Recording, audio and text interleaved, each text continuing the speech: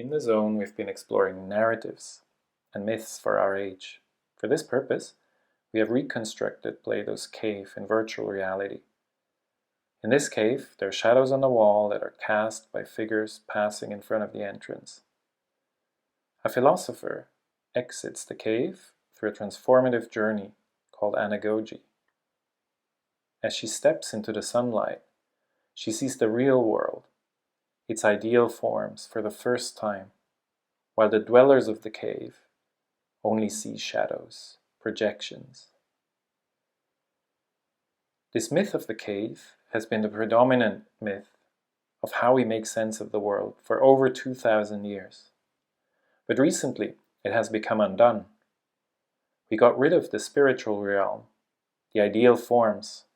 God is dead, and we also got rid of the apparent world, of illusions. All we are left with at the moment are shadows, immaterial, insubstantial, yet real. No illusion nor a figment of our imagination. In order to make sense of the world again, we must turn inward towards those shadows and explore them. Only by understanding ourselves, our inner shadows, can we turn to the outside and bring forth a world again.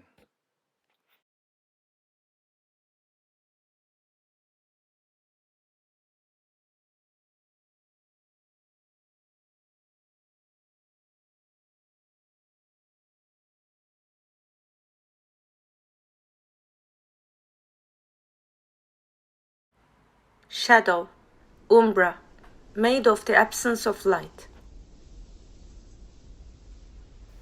We can see darkness just as we can hear silence or notice the lack of something that should, in fact, be there.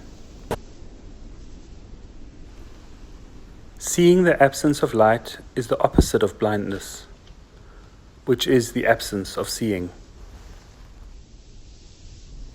Noting that there is no light is an act of perception, but we are prejudiced against negative reality. Cold is the absence of heat. We shudder. We like it better warm. We believe that we can only see what is a cause of being seen.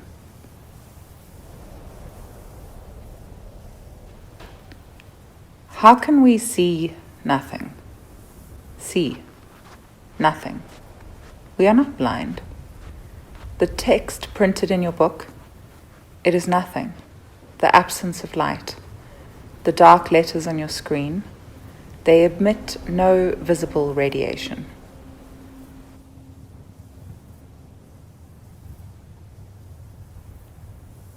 There is mystery in the printed text. There is mystery in the absence of light.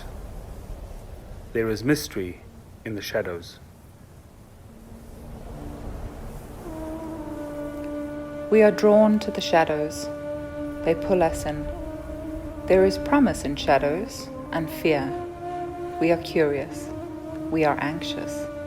We crave to discover, to overcome our fear of the dark. We shed light on shadowy shapes. We want to shed light on everything, so we can see everything in its own light. Oddly though, we need to see the absence of light to see anything.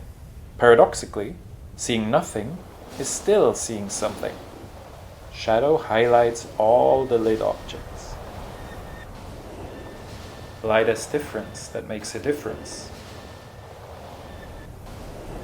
We derive our reality from positive facts and their negation. We cannot talk about absence without negation. The whole is where its surroundings are not. It's confusing. Shadows exist in space. They are three-dimensional, but not objects or surfaces. They become flat when cast upon a surface, a cross-section in the shape of the silhouette that cast them. The volume of the shadow is dark, The cast shadow appears black. Blackness is not the same as darkness, a lower intensity of light. Blackness means no light. Our visual senses infer blackness where there is nothing to see. No light reflected, no light detected. Blackness cannot really be seen. It is not the cause of being seen. Yet our brain tells us we see it. This is why perfect shadows are black. They are black because of the absence of light. Black as the night sky, the color of nothing. The speed of darkness is the speed of light. The darkness between the stars is an old darkness. We can never see it all. There is always more darkness, more shadow in this world. The speed of darkness may be the speed of light. Yet shadows cast can move faster, just like the point of a laser. The shadow's edge can move faster than light. No laws of physics broken. What if two shadows meet? Do they merge? Do they touch? They overlap, indeed, but will never be one. One shadow within another. They are legion, never united, never one. We all cast shadows on our surroundings, on others, around us. We leave them in the dark. But darkness is also within us. Everyone's soul is at least a little bit dark. Shadows around us are the absence of light.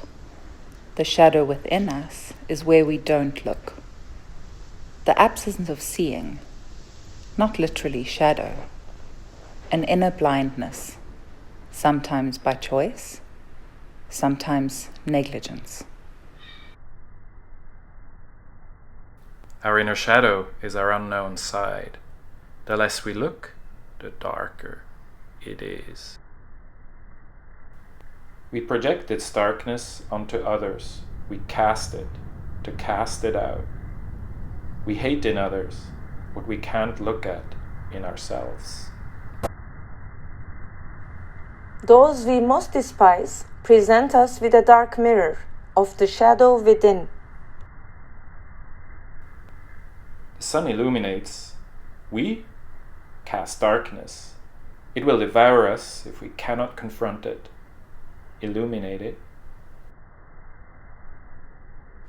We cast shadows in sunlight, must cast light into our shadows.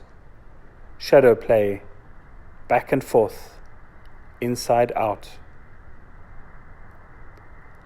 We must confront our shadow. It is immaterial, yet the only thing that's still real.